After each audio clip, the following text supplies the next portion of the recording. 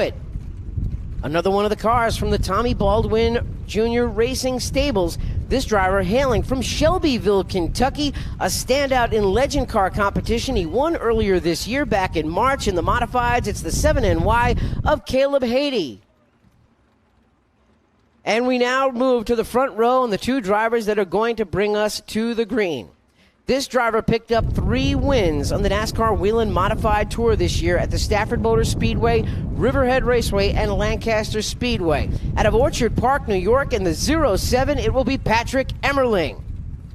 And the man that will bring the field to green, driving the number 60 out of Northampton, Pennsylvania, the PD Motorsports entry. He has 6 previous wins in this race. He's looking for his 7th this year. The number 60 of Money Matt Hirschman. And that is your field, 23 cars strong, Eric, for this race. And at the end of 150 laps, only one driver is going to stand alone. And we were talking earlier, how do you handicap this field? How could you pick someone who is going to be the driver to beat? You mentioned Matt Hirschman being a 6-time winner. Well, he also elected to take that pole-sitter challenge. He's going to have to do this from the back of the pack if he wants an opportunity to try to grab his 7th win in this prestigious event for an extra $2,000 in purse money. So there is a lot at stake for this entire field. This track is tough. This track is fast. And it's going to be a lot of fun to watch all 150 laps unfold.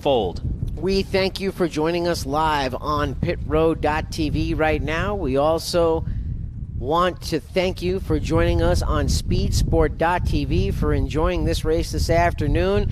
And, of course, Caraway Speedway.tv. This race, 20 years in the making, and next year we celebrate the 20th anniversary of this race. Hard to believe 19 previous North-South shootouts have been run, Eric, and this is the 19th, and hopefully next year we get to be a part of the 20th.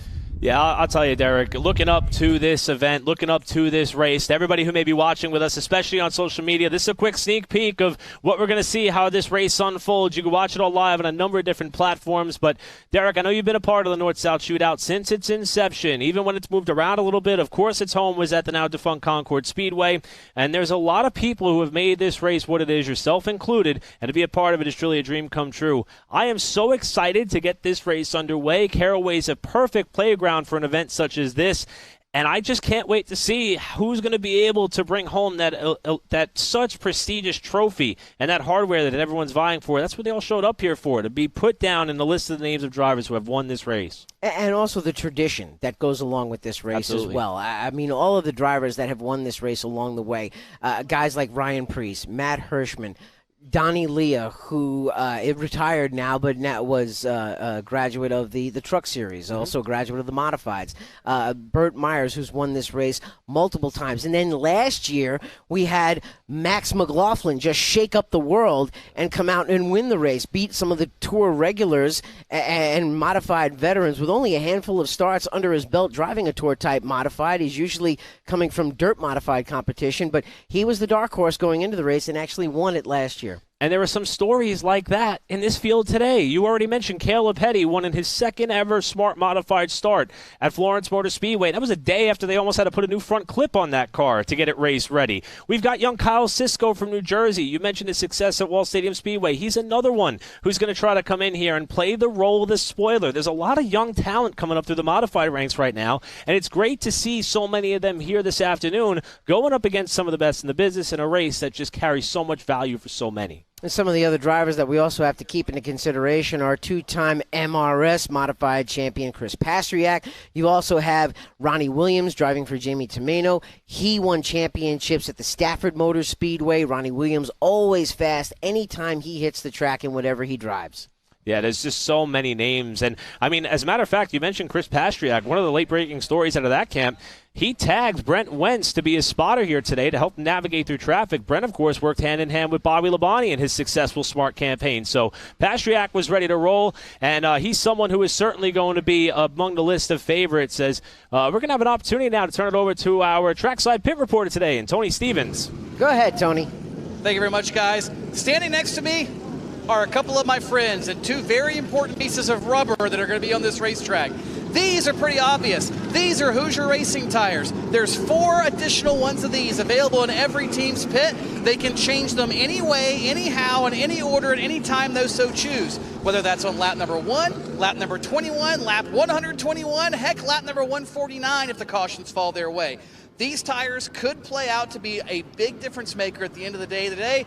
The other piece of rubber that makes a big difference is this one right here. This is the Sunoco Choose Cone here at Caraway. And this Choose Cone, when it comes out on, say, our late race restart, you may see one driver jump to the outside or the inside or somewhere else. And this Choose Cone may also play a vital role in who wins the big trophy and the prestige here today at the North South Shootout. Thank you very much, Tony. And it certainly showed the difference in the previous race that we had here. We saw one driver that was running up in the 2nd spot fall all the way back to the 4th spot at the drop of the checkered flag. So real easy for someone to hopscotch their way through the field using that Choose Cone advantage. But what a beautiful sight this is with all these ground-pounding modifieds with the stars and stripes flags on them as they make their pace laps around this racetrack.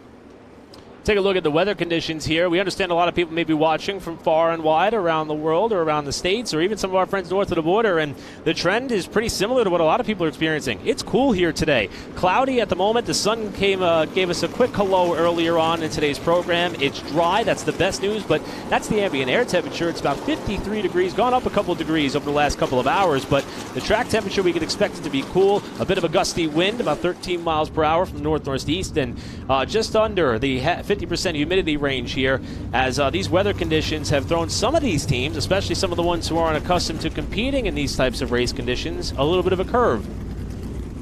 And everybody rolling down the front straightaway right now. They're all going to give up their American flags, and we'll also see Matt Hirschman drop to the rear of the field. That was the biggest story. That was really the most surprising in pre-race. And there you see Matt Hirschman filing up into line, but he is eventually going to drop to the rear of the field. He took the back row challenge for an extra $2,000 added to his winnings if he can start in the rear and win the race. Now, if he didn't take the challenge, that $2,000 was going to go to the back top 10 for the competitors that finished in the rear of the field. Really a great gesture, too, for some of those guys who need a bit of extra money to get home.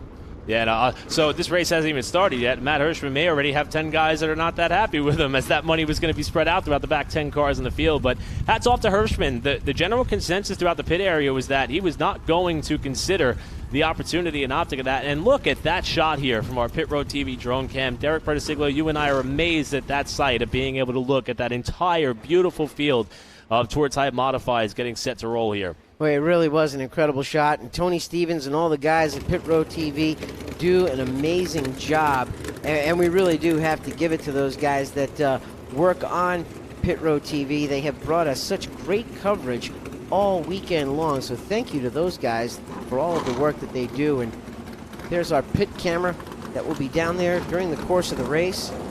And yeah, definitely wanted to show some love to our Pit Road TV crew. Of course, producer Tony Stevens, director Andrew Cardinale, Jake Paticki, who is technical directing, Ryan Stevens producing, Ryan Duggan, our camera operator, Christian Diggs, Brandon Metler, Andrew Perdue, Ian Plash, Trey Patton.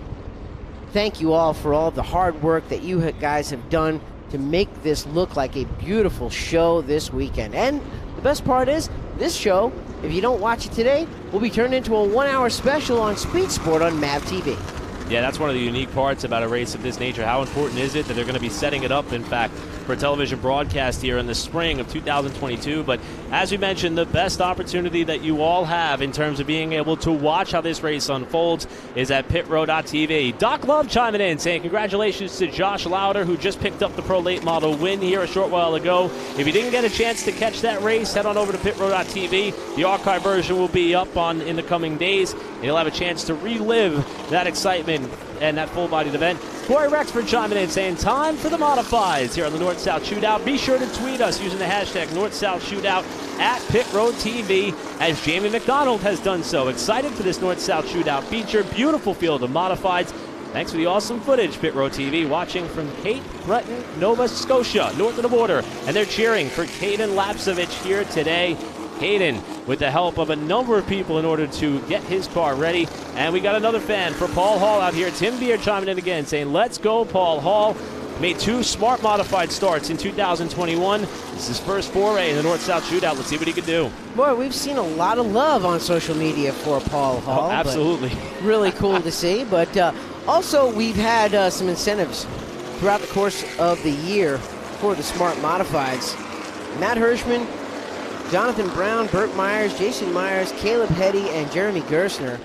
They are all part of that $2,000 Lap 76 giveaway that they are going to do. It's going to be $1,000 for first, $600 for second, $400 for third.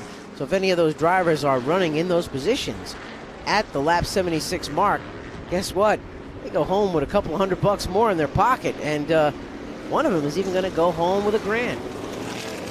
And obviously, with this being the John Blewett III Memorial event, the number 76, the number that he has carried for many years, Brother Jimmy holding that number down here today, this afternoon, in the Tommy Baldwin Racing entry. So, thus the reason for that number being oh so important to the people who organize and orchestrate and run this event. And they're passing off a lot of good fortune to those who deserve it by being able to be in the right place at the right time on that 76th lap. And that trim will continue into our main event.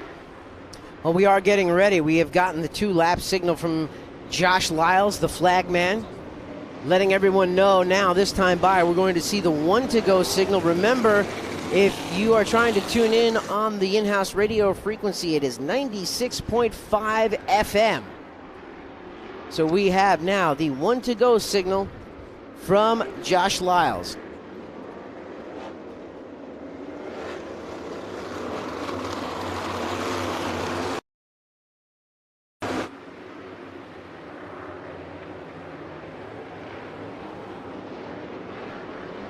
Getting ready and set to go, ladies and gentlemen. These are the men who live by the grace of God and 600 horsepower. The Ground Pounders, the Mod Squad, the North South Shootout Modifieds. Watch them off turn number 4, and Josh Lyles sends them on their way.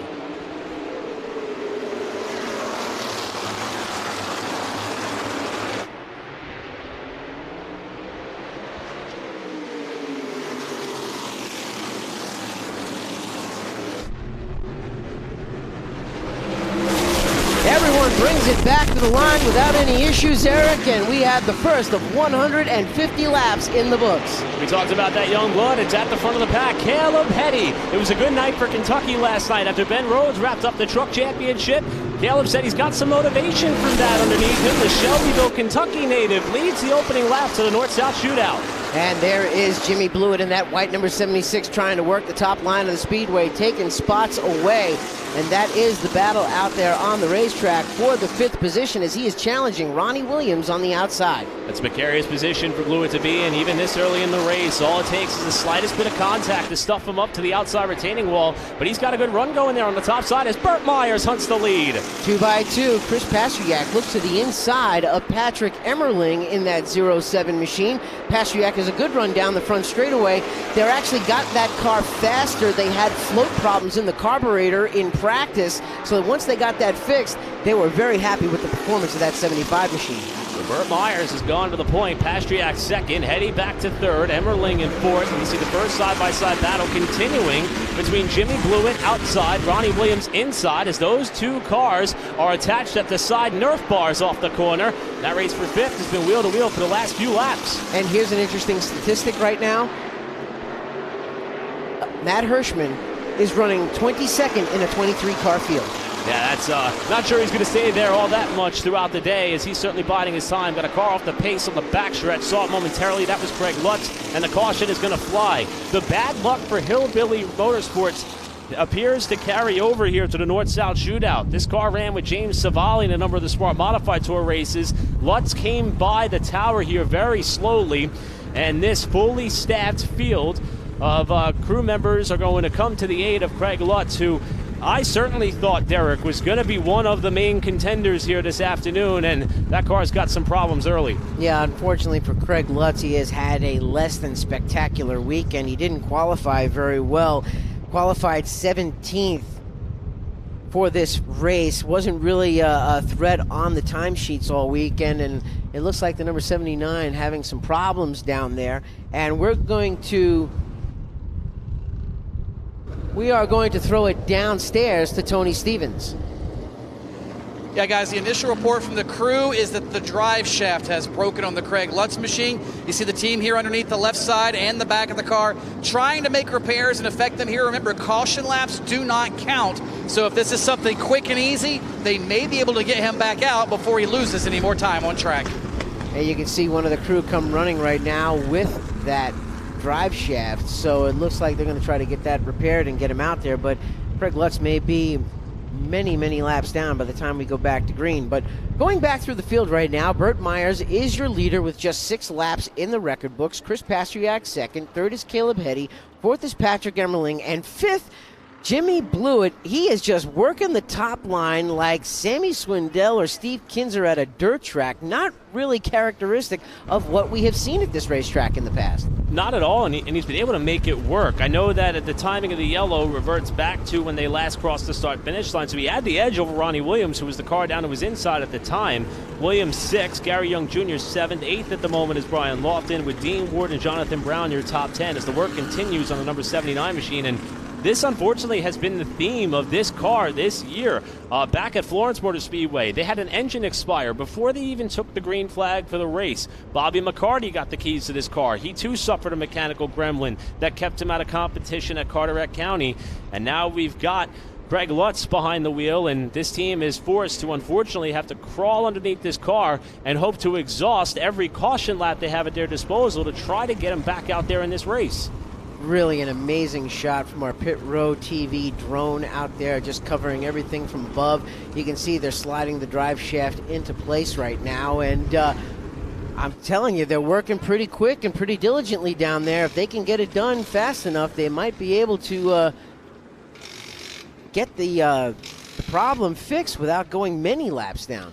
The saving grace for that team right now is that the pits just opened. So we got a couple of cars that have stopped here, and you see them now. The number 07 of Dennis Holdren. That's the second car out of the Mark Dowdy-owned stable. Rusty Skews ran this in a number of the smart races in 2021, as well as a number 21 car of Jim Gavick. They have come down for a stop, so this is buying that 79 team and Craig Lutz a little bit more time to maybe make it back out here.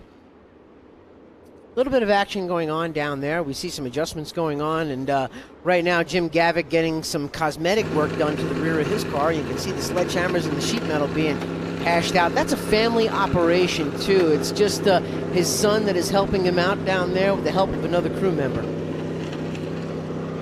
You see they, too, working on some body damage there on the left rear of that car, and that's an unfortunate turn of events there for Gavick, because this race is still rather young, and in fact, we're going to go down to Tony Stevens. May have an update for us. Yeah, guys, we saw him there beating the left rear fender, and you may see there in the shot, the fuel filler looks to be a concern of the team right now. You see how that is angled down? It's not in the ideal situation.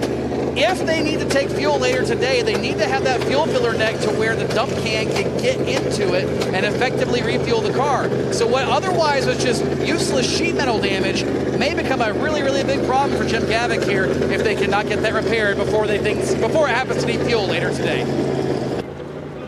Thank you very much, Tony, and exactly right, because you can see that fuel filler aiming in the downward position, and when you're holding one of those big heavy dump cans, it's kind of tough to get the angle for everything going in. And we've got another problem down there with another car overheating, and that looks like Kyle Cisco. You can see it spitting up some of that purple water wetter from the overflow can. So it looks like right now the Toms River, New Jersey driver has got some issues, and you can see Neil Cantor from PSR Products grabbing 2 water bottles and pouring them into the engine right now.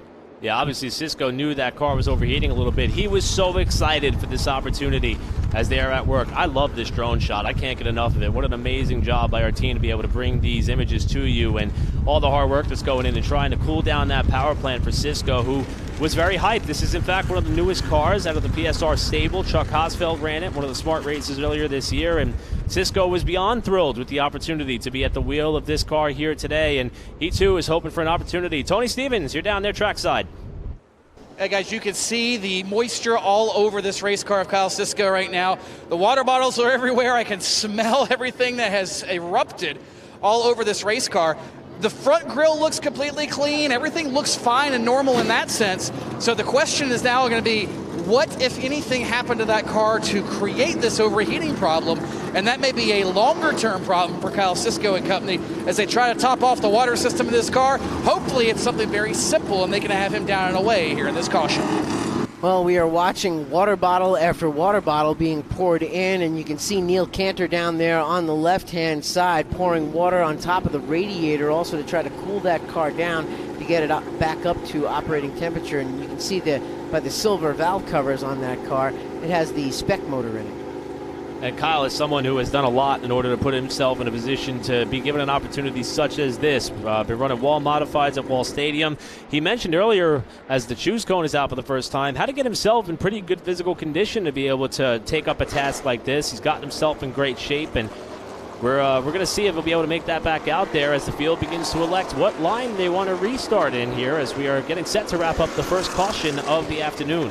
And for those who are unfamiliar with the choose cone, that's what they do. They put the cone out there on the track, and they allow the drivers, if they want to pick the inside line or the outside line on the restart. We have seen in many cases in the past, drivers have been able to just skip their way up to the front of the field by just being able to use that choose cone to get some outside or inside lanes and be able to make some more passes. So here we are, we're getting ready to go back to the restart. 1 lap to go. 144 laps in the books, and Burt Myers, your defending Smart Modified champion, leads the way. Good news for Kyle Cisco. He's going to rejoin the race. Bad news for Craig Lutz. That car is still up on the jack stands. The field is a half a lap away from the upcoming restart. Still a long way to go. We've seen that top line work a little bit so far here with the Tommy Baldwin Racing cars. Let's see what Caleb Petty could do outside of our 2021 Smart Modified champion, Burt Myers. They get set to lead us back down for the restart. Pace car pulls off to the inside. You're looking at Josh Lyles as he throws the green flag and lets this field go one more time, and we are back underway. Great battle, 2x2, about 5 to 6 rows deep, and there's Hetty up on the outside, getting the advantage and moving into that runner-up spot, Eric. Yeah, they got a good run off of turn 4, able to slot up and cement that second position. Now it's Patrick Emmerling trying to lead the outside train here. After finishing runner-up in the Wheel of Modified Tour points, contact behind them as it looks like Jonathan Keeman. No, that's Gary Putnam who got knocked aside. They're able to keep it straight and come back to the line here with Ronnie Williams getting around Emmerling. We're seeing more and more drivers trying that top lane of the track. Oh, Brian Lofton gets tagged from behind and gets sideways, but he's able to hold on to the spot. And he is to the inside of Jonathan Brown as they continue to run 2x2, 2 rows deep. Jonathan Brown and Buddy Ellis have a good relationship, not only together, but here at Caraway Speedway. In fact, won one of the last Smart Modify races that was held here at this track, and they're trying to continue that streak as Ronnie Williams dives down low on Pastriak. Pastriak's going to leave the door open. That's the fight for third. Great battles going on right now within the top 5. Ronnie Williams did a fine job earlier this year at the New Hampshire Motor Speedway, finishing 4th in that 4-wide finish. That was very thrilling to watch, but we are seeing them start to get into their pattern right now. We're seeing more of them filing into that single file line, but as soon as I say that, there goes Ronnie Williams diving to the bottom of Chris Pastriak in the 75. Ronnie Williams racing the car that is owned by Jamie and Cheryl Tomeno, the 1990 Wheel of Modified Tour champion. Ronnie's been given the keys to this race car a couple of times this season so far, trying to make the best of it here at the North South Shootout, and that car appears to be one of the quickest ones early in this race, starting to pressure Caleb Petty as we got a car off the pace. That's Jonathan Brown slowing in turn 2. Tough break for Jonathan Brown, that number 24 machine, the AmeriFast Supply R&W Siding sponsored entry. The driver hailing from Winston-Salem, North Carolina. Jonathan Brown, he'll knock you down. And I had a chance to see Buddy Ellis earlier in the pit area. Turns out we don't live that far away from each other in Mooresville, North Carolina. And the last time Jonathan Brown was in competition to modify was 2 weeks ago at Ace Speedway. Had to borrow the wheels from Buddy Ellis in this team as he elected to bring out the team that he normally runs at Bowman Gray Stadium with. Was able to drive that car to victory lane. He and Buddy got to talking post-race. They put a deal together for, at the very least, this race, and for who knows how much more. This is not the result they were hoping for, though, as Brown's car remains stationary up on the top of the racetrack in 2. Jonathan Brown won here back on the 9/11 Memorial Weekend on September 11th here at Caraway. Other winners at Caraway this year include Gary Putnam in that number 77 car. Putnam currently runs 15th in the field. And there is the push truck catching up with Jonathan Brown and probably going to take him back to the pit area.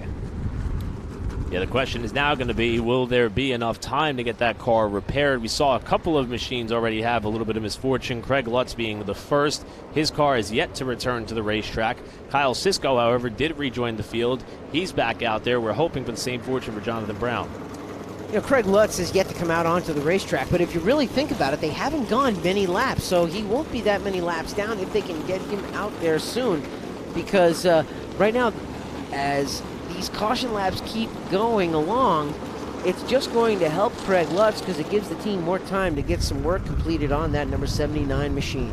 And in the past, hopefully I'm not foreshadowing too much here, this has been at times a race of attrition. So being able to keep in it and stay in the game and put yourself back out there, even if you're a few laps down, that could offer up a pretty big swing in terms of prize money and purse money if you can gain some spots, as that Buddy Ellis team, the car owners champions of the 2021 Smart Modified Tour, take off the hood cover and start looking at the power plant on that number 24 car. And from what the car owners were telling me, they had upwards of 3 different drivers in that car this year. Yeah, a number of them. John Smith, who won at Franklin County with it. Jonathan Brown, NASCAR Camping World Truck Series driver. Danny Bone also had opportunities to wheel this car. In fact, wheeled it to an owner's championship, and Jonathan Brown was one of them. And we're going to throw it down to Tony Stevens, who has an update for us.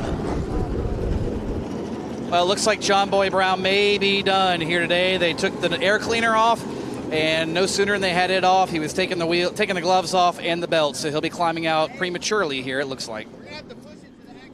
Tough break. Yeah, Jonathan Brown, like you said, pulling the helmet off, and don't know what mechanical trouble he had, but it was the cause of one of the cautions. And there's another driver that came down pit road for service. There's the 77 of Gary Putnam. Putnam, like we said, won here at Caraway in the past. He won on July 3rd in that Dolly Collision and Construction number 77 machine, also sponsored by Curb Records. We also see Dennis Holdren back in the pit area, and he's getting some work done. Let's go back down to Tony Stevens with more information. Jonathan Brown, unfortunately, out of the car. I didn't want to talk to you this early. You barely broke a sweat. What happened? Yeah, we just felt like we was just getting started there, getting in our rhythm, and they said the pulley come off front of the motor, the balancer come off, so took the oil pump belt and all the rest of the belts with it. So lost power steering, looked down, seen the oil light was on, I shut the engine off. Hopefully it didn't do any damage, but, you know, tough luck. We had a good car. We was really looking forward towards the end of this race. I know we could, you know, run the laps anybody could run, and this old car shines towards the end of the race, and I was hoping we'd be right there in the mix, top 3 or 4, and give them something for the win, but part of it, you know. Unfortunately, John Boy is going to be not at the end of this race. Jonathan Brown out here this afternoon early in the North South Shootout. And that's a heartbreaker for Jonathan Brown coming into this race, knowing that they've won here in the past, knowing that they can come in and be so strong here. And unfortunately, their day is done. The choose cone has gone down onto the track, and Gary Putnam is back into the pit area, and it looks like he's going to be taking an air pressure adjustment on that left front tire. While we wait for the field to come up to this choose cone, should note here, Putnam's been in a little bit of a contact as Burt Myers elects the bottom. Jonathan Brown, winner here this season, also having some problems. So for Matt Hirschman, who elected to start at the back to try to grab that extra $2,000, there might be a little bit of a jinx developing here for drivers who have been to Caraway Speedway Victory Lane already in 2021. Let's hope that the bad luck doesn't find Putnam for the rest of this race, or Hirschman as well, as the field begins to double up here for the upcoming restart. Matt Hirschman slowly chipping his way, getting back to the front. Started 23rd. He's up to the 20th position right now, and if he continues at this rate, he'll be up near the front near the race's end. Next time by, we are going to get the signal from Josh Lyles. One more time around, and we're going back to green flag racing. 2 black cars at the front of the field, black and orange on the inside and outside row. The CitraSafe number 1. Burt Myers. We're getting in the 99 machine of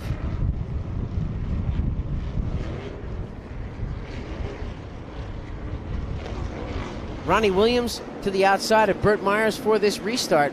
We're going to see what happens as we...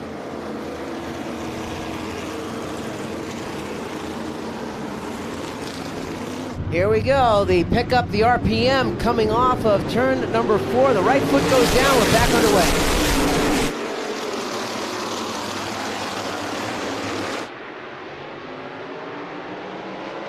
Williams giving challenge on the outside, going to try to make that outside lane work as he saw Jimmy Blewett using it, so gave it a shot, but it does not work for Williams as he continues to run in the second spot on the inside.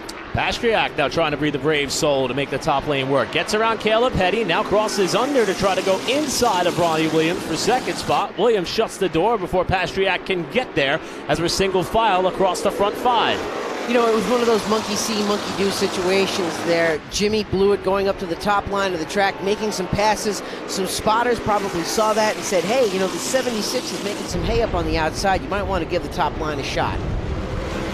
Starting to spread out just a little bit here across this front 3. Hard to say that spreading out is a separation of about 2 car lanes, but the race for the lead has been hot and heavy since the drop of the green flag here as we had a car nudge the wall off at turn 2. That might have been Dean Ward in the 12 who could have white-walled the tires there on corner exit, losing a spot to Brian Lofton. Yeah, he's got Lapsevich right to the inside of him as well, and yes, Dean Ward did white-wall the right side of those tires as he breaks the car sideways coming off the corner, and Gary Young Jr. putting some pressure to Dean Ward as he tries to work underneath him for the spot.